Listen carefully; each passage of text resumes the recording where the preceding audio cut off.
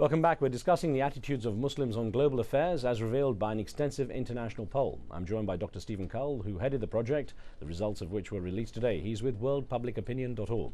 And Dr. Radwan Masmoudi, the president of the Center of the Study of Islam and Democracy here in Washington, D.C.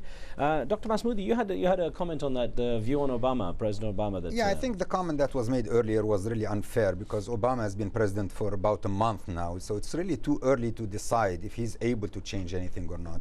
But even in 1 month, he has done several things that send a different message from the previous administration. And I think there is a lot of optimism out there in the Arab world, in the Muslim world. You know, he has decided to close Guantanamo Bay. He appointed George Mitchell as envoy to the Middle East.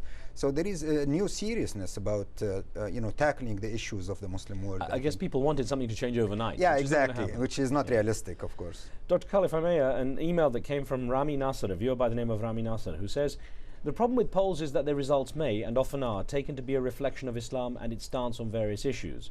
Yet many who identify themselves as Muslims don't necessarily practice or see themselves as religious practicing Muslims. How confident are you that the views you got were authentic, widely held, and how much attention did you pay to the makeup of those polled, the young and the old? Right.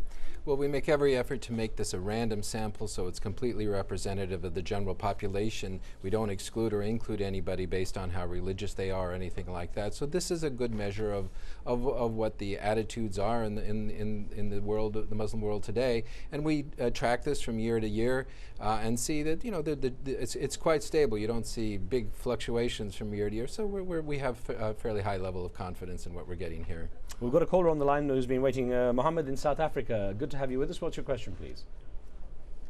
My question is for the two members of your panel. First of all, I want to ask a question as to why the United States, at this stage, after so many years of the so-called 9/11 saga, that they have not been able to give. By the way, I'm a professional engineer. Okay. They have not given a single shred of evidence to prove, that these people have actually done what they did at 9/11.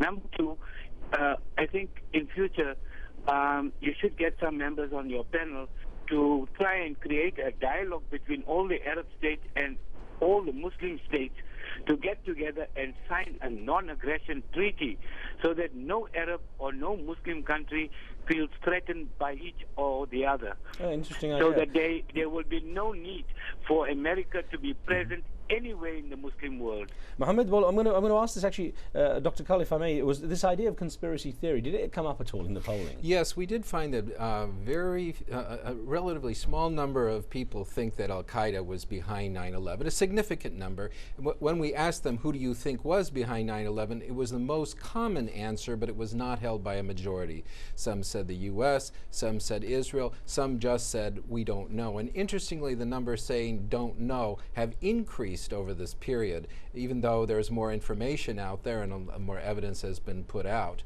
But there's just, I think that people are quite uncomfortable with the idea that a Muslim or Al-Qaeda was involved in something like this that killed so many civilians. So people may somewhat avoid information that would suggest that this is the case.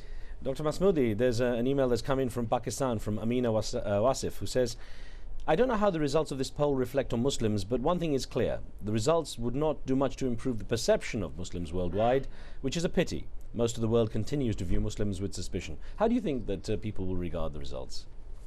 Well, I think the results show that Muslims are divided and not clear. There is a lot of anger out there in the Muslim world towards the United States. It doesn't sound good approving the attacks on U.S. troops. Yes, there is. It doesn't sound good, but what does sound good is that they are against attacks on civilians, for example. I think attacks on U.S. troops can be explained or understood that in general every country or every people are against occupation, so it's kind of expected. Although I think that we need to differentiate between Iraq and Afghanistan here, and my guess is that if you focus on Iraq or if you separate the two, you'll see a difference, because Iraq is perceived as an aggression by the United States. Iraq did nothing, was not involved in 9/11 at all, while Afghanistan was a different situation. Dr. Khalil, there was your views, or at least the polls' views, I should say, on the U.S. goal to weaken and divide Islam are interesting as well. It's interesting that there was such a strong belief across the Muslim world, irrespective of the nation's geographic location, that the United States has the goal of weakening and dividing Islam. Is that just a product of perhaps the last 8 years of U.S. administration? Or? It's hard to say. We don't have polling that goes back further, but certainly when President George W. Bush talked about a crusade in relation to the Muslim world, people heard that as really hostile, that the war on terrorism was really a war against Islam itself. And these are majorities throughout the Muslim world, in all the countries that we polled. And even a significant number of majorities in most countries thought that the U.S. has a goal to spread Christianity in the Muslim world. So I think that there is a real sense of hostility toward Islam in general, that America has the goal to change their lifestyle, to really break them down. And this creates a lot of the intensity in the resistance to America and the readiness to support those kinds of attacks. Based on that, did you get a sense of a clash of civilizations feeling? People reject that idea for the most part. They don't think that conflict is inevitable. There are a significant number that do, but most do not. And I think that actually, as the efforts that President Obama has made in his interview with Al Arabiya to emphasize the respect and so on could make a difference. Dr. Masmoudi. Yeah, I'd like to add a comment about the feeling that the U.S. war or the war on terrorism is actually a war on Islam. This feeling, I think, was very small in the beginning, in the early 2001, 2002, and even 2003. Was in the low teens, low, 10, 15% who believe that. But it has grown steadily throughout the years. And I think that in the beginning also people believed that the US was serious about promoting democracy, but that it lost a lot of credibility after the 2005 elections in Egypt and in Palestine, when Islamist parties won those elections. The US kind of turned its back and toned down its rhetoric about promoting democracy, and that, I think, that really was a turning point. Right. Yeah. We have Abdul on the line from Bahrain. Good to hear from Bahrain. What would you like to ask? Hello. Hi, Abdul. Go ahead. I'm a doctor. I would like to ask, does America work on some principles, or is it just the economic interest that drives it? I would like to say that, there's Islamic world has on its top agenda one of the problems, that's Kashmir, which has been lingering on for 60 years. Abdul, thank you. That's an interesting point. Of course, we have issues such as Kashmir, which has been long-lasting, the Palestinian situation about the same length, 6 decades. But this interesting idea that a lot of people have always thought it's about the oil. Dr. Yes, we asked about that, and there is surely a perception that the U.S. is trying to maintain control or gain complete control over the oil in the region, and that is a major source of concern.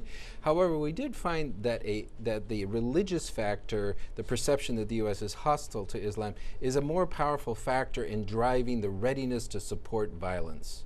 Now, there's an email that came in. It's touching on what we're talking about here, Dr. Masmoudi. It's from a viewer who just uses the letter A for identification. And the email says, "There will be peace in the Middle East and all terrorism, quotes, will cease the moment Israel and America become law-abiding countries and respect the elementary and fundamental rights of the peoples of the Middle East." Now, towards the beginning, we touched on this fact of proximity towards the conflict in the Middle East, especially the Israeli-Palestinian situation. How wide do you think that sense of not respecting Islam is, among Muslims, that the West doesn't respect Islam? Well, there is a lot of frustration and anger with the U.S. policy toward the Palestinian-Israeli conflict. There is a feeling that the U.S. is 100% behind Israel, unconditionally supporting Israel. And then even when the Arab countries, the Arab League, promoted or proposed peace in 2002 with full recognition of a state of Israel, based on the 1967 borders, Israel just plain, ignored, that offer, and the United States really did nothing to put some pressure on Israel. So I think it is at the core of the anger at the United States that it's not seen as an honest broker or interested in real peace in the Middle East. Dr. Khalil, 30 seconds to go. What happens next? Do you track this? Do you do more polls? Do you find out more how the views might change under an Obama administration in time? In the next few months, we're going to go back into the field and find out how much things have changed once President Obama has been in place for a few months, and we'll be asking specific questions about actions that he's taken to see what effect they've had. Well, that's great. We'll definitely have you back and talk about that as well, sir. And thank you both. It was an interesting debate. There's so many questions around this topic, and we hope to cover them more again. Thank you both. Thank you. It is My pleasure. And thank you for being with us. On the next show, we debate the Obama administration's plans to refocus on Afghanistan. Now, is America following in the Soviet Union's ill-fated footsteps of 30 years ago? We'll be talking with a former top official of the CIA to get some perspective from him. Until then, from me and the team, we'll see you next time.